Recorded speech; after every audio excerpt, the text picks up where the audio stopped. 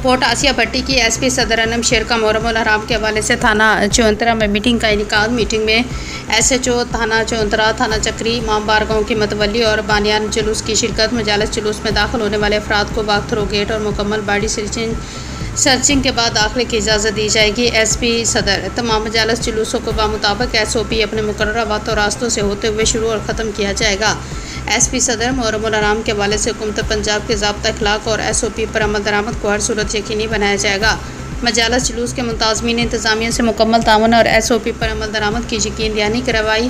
S P صدر نے تھانہ چونترا کے علاقہ میں جلوس روٹ کا دورہ بھی کیا۔ ایس ایچ او تھانہ چونترا اور دیگر افسران بھی ہمراہ تھے۔